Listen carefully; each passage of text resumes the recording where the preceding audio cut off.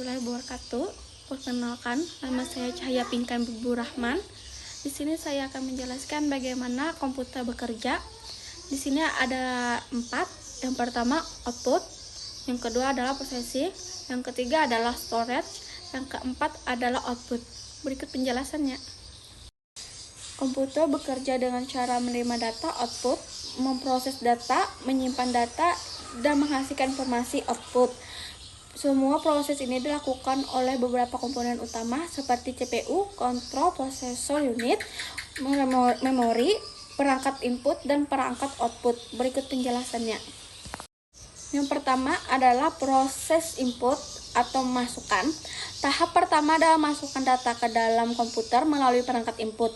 Perangkat input berfungsi untuk memberikan perintah atau data yang akan dioleh oleh komputer.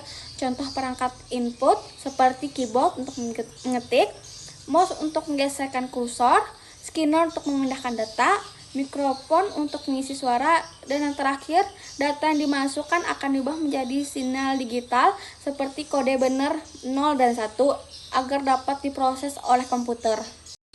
Yang kedua adalah proses pengolahan data atau processing. Setelah data dimasukkan, komputer akan memproses data tersebut di dalam CPU, Central Processing Unit, yang sering disebut sebagai otak komputer. CPU memiliki beberapa bagian penting. Yang pertama adalah control unit atau CU, mengatur jalannya proses dan mengontrol semua perangkat komputer.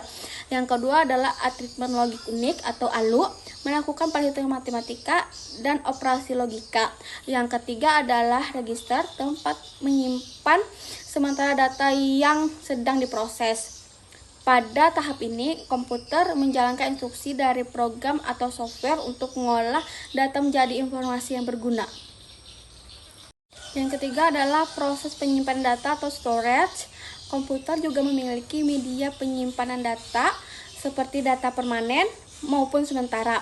Ada 3 jenis penyimpanan. Yang pertama RAM, Random Access Memory, penyimpanan sementara saat komputer bekerja dan akan hilang ketika komputer dimatikan. Yang kedua hard disk atau SSD, penyimpanan permanen untuk menyimpan sistem operasi, aplikasi, dan file. Dan yang ketiga adalah flash disk atau memori, penyimpanan eksternal yang dapat dipindahkan.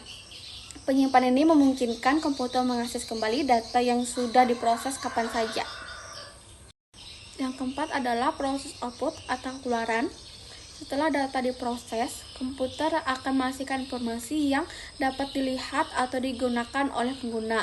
Contoh perangkat output yang pertama, kesimpulan, monitor secara menampilkan umum, hasil komputer proses bekerja dalam melalui bentuk gambar 4 tahap ataupun teks. utamanya, yaitu Yang kedua, input, printer processing, mencetak dokumen ke storage, dan kertas. output.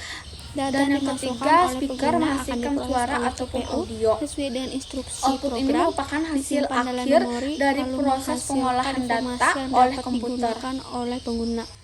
Proses ini terjadi dalam waktu yang sangat cepat sehingga komputer dapat membantu manusia menyelesaikan berbagai pekerjaan secara efisien.